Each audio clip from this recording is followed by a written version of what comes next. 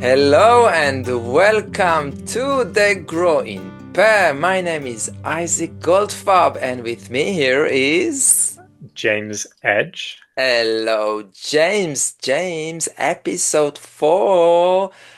Can you believe it? Yeah. It's gone by quickly, I'd say. It's like, wow, it's episode 4, which means we are doing it. We are recording it every week. Like we are sitting down every week and recording it. It means we're doing it for over a month now.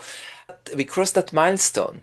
Yeah, that's good. I remember how nervous I was on the first one. I feel excited. Not that I wasn't excited, but I feel more excited now. And I'm feeling very excited because I don't have a clue what we are going to talk about it today. And you, again, bringing the topic, you hit the DJ, as we say. Yeah, you you And you did well last week though. You brought someone as part of your topic, so I thought that was really good with Meg. But yeah, for this week, Isaac, do you want to know what I brought for you? I was born ready. Come on.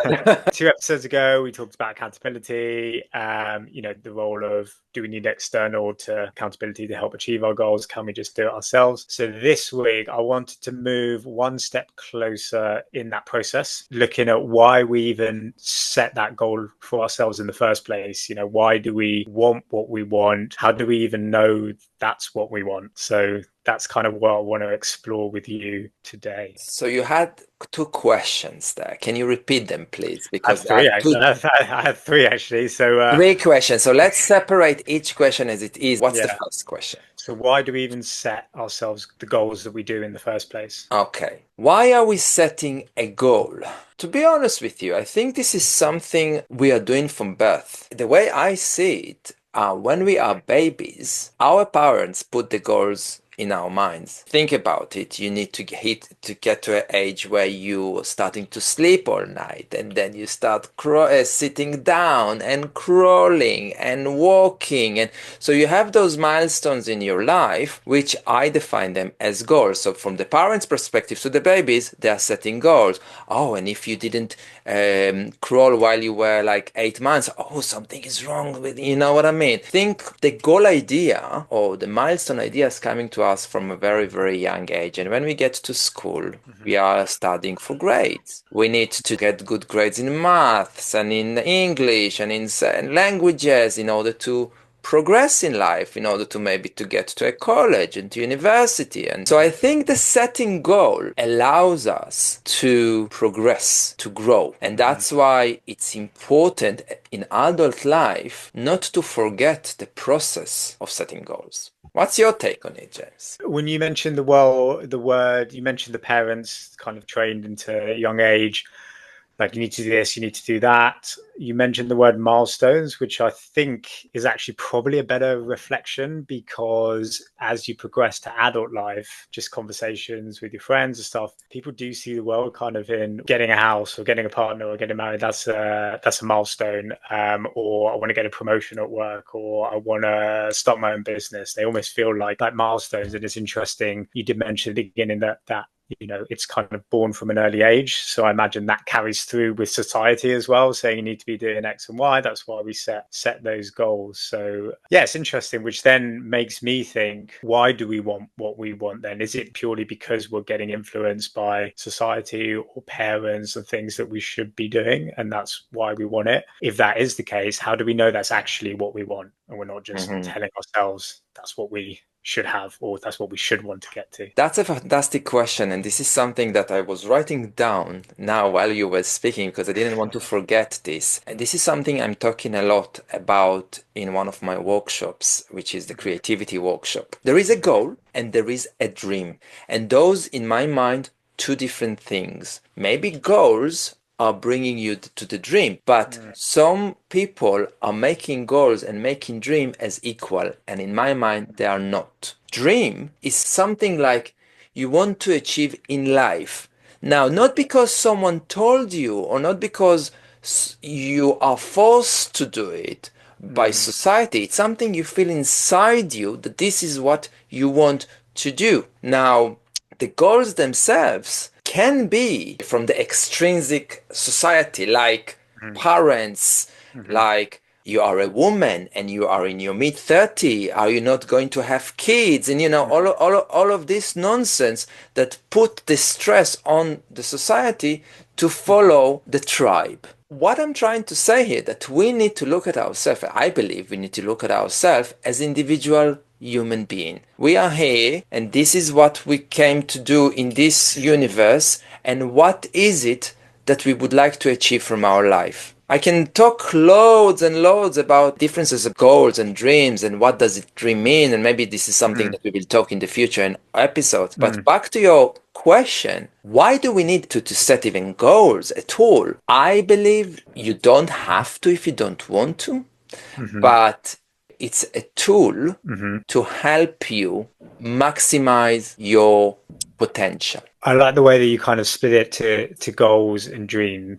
So for me, my understanding of that was your goal can be like the stepping stones to get you towards your dream. The goals could be influenced by society or things you've known before, but the dream is kind of you personally. Is that correct in what you were saying? And for me, when I was thinking about this idea of why do we set goals? For me, goals are also essentially a state of feeling. If we do X, we would then feel Y. That's why I think why we do things. So let's say you wanted to set up your own life coaching business because you want to help people, but because it gives you a sense of fulfillment or whatever. So it's actually the feeling that the goal would be to set up the company and how go about doing that. But the feeling that you're kind of going for is that feeling of fulfillment and helping others, which is ultimately what sits, I think, behind our goals. Interesting way of looking at it,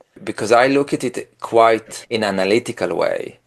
So you kind of set a goal and you walk towards it. So, and then there are action items to take you to that goal achievement. What I'm hearing you said is there is like the emotional aspect of the goal itself. It's not only the goal. It's the emotion that you'll feel at the end of achieving that goal. What about the process? What will keep you working through those action steps and things will be the motivation behind that feeling at the end. While you're doing all the admin parts of setting your, let's say, life coaching business up, it might not be the most fun aspects in the world, but that once you do all these things, you would then be in a position to help as many people, which gives you fulfillment, which gives you purpose, which makes you, and it's that feeling that kind of is the real goal. Setting up your life coaching business is the vehicle to get to that feeling. The other thing that I've got thinking since we've been speaking is how often do we convince ourselves? Let me give you an example. If you were Isaac in the UK, or if you were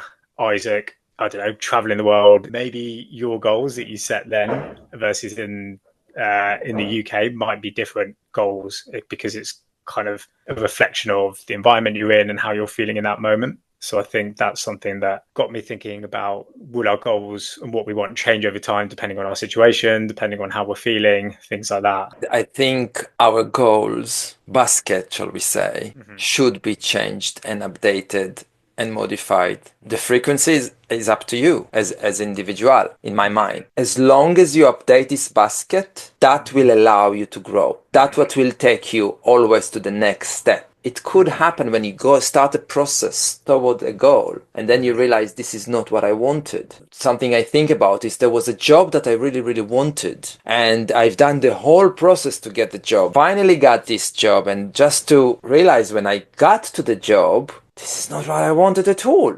Yeah. Those moments are crucial moments to your life, and and I'm being dramatic here on purpose, because you can take those moments and allow them to drag you down, or you can take those moments and allow yourself, actually, everything that happened until now, even though I want to change my goal, it's helping me to grow. Yeah, and then that brings me back to what I said before, is let's just use that job example. Did you convince yourself that you wanted that job when maybe you didn't? You can call it convince yourself, but you can also call it motion of your life. I have this memory like years ago when I just started my IT jobs, and I remember working for a place for 6 months. I was happy in the place, but I was not happy with the salary I got. And I talked to my manager and he didn't give me a pay rise, blah, blah, blah.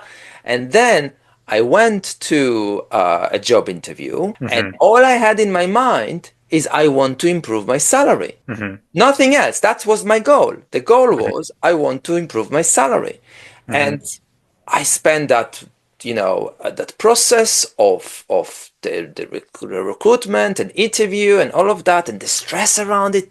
Am I gonna get it? Am I not gonna get it? Da da da. Hand my notice and then move to that new job. The first day I moved to that job, I hated it so much. I was like, what have I done? And I remember inside me Hmm. suffering. I survived in this job maybe 2 to 3 weeks. Yeah, 2 to 3 weeks. That's what I survived. I remember by the end of week 3, I went back to my old boss and I said, well, I'm not happy, da da da. And he said to me, so come back. And I said to him, well, do you do something about my salary? And he gave me a raise and I came Yeah. back. And I'm looking at this story as an example of how I could have been so miserable of making the wrong choice. Oh, what did I do to myself? La, da, da, da, da. Because we Hmm. can do that Hmm. as people. We can talk ourselves down so easily.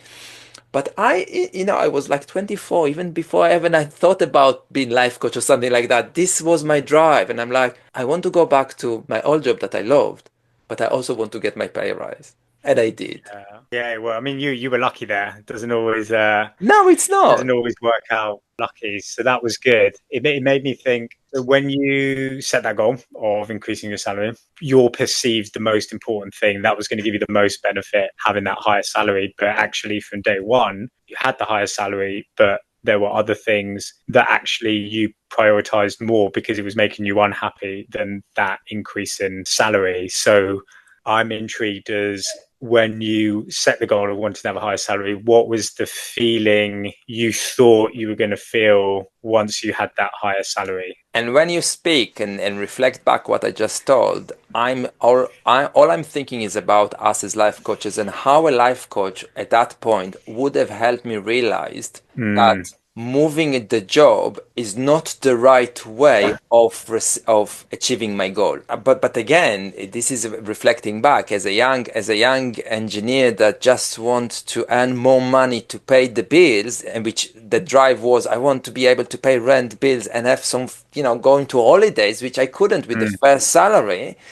That was the drive only, just update the salary without thinking about the other parameters involved, environment, what actually I'm gonna do, where mhm, is the job located, how long it's gonna take me to get there, all of the parameters that I just didn't take into account. All I mhm, wanted is to improve my salary. And sometimes we are driven by what we think it's our goal. mhm, But when clients coming to us now, and probably James, you know that they coming to you and you ask them, what would you like to work today? And they say to you, mhm. this is their goal, just on the line of few questions after to realize, actually, this is not the goal.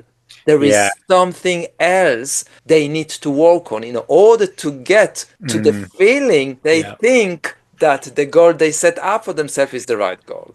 Yeah, absolutely. That was really I really like that because I feel it nailed the point. And you're so right. A lot of people have a perceived goal that they think is the most important to them, but the reality of the goal and the feeling thereafter is different. And that's what you mentioned. One of the great benefits of life coaching can do to people is to realize that difference between perceived and reality with achieving your goals and the feeling with it. You've done it again, James. You brought a really interesting topic to this podcast, and I hope you listeners gained something out of this conversation because for us life coaches, we all about goals, right? We are driving by it. But if you're not a life coach and you're listening to it and say, oh, actually, yeah, I need to set. I would like to have that, or to be that, or to do that in this amount of time. My advice would be get in touch with a life coach and work on it, and just to make sure that the goal you're setting to yourself is really what the goal you need in order to improve your life. This was heavy, like heavy in a good way, not heavy in a Yeah. bad way. It was like it opened my mind to so many things now to think about. And yet again, James, you have this ability to bring a topic and I just find it interesting to talk about these things. They're obviously so closely related to what life coaches do, and it's always, I like speaking to you about these topics. I always love seeing a similar but different sort of view as well to it. It's just find it interesting. So if you listeners or viewers, if you're watching us on YouTube, if you enjoyed this, like, comment, share this, and follow and subscribe. We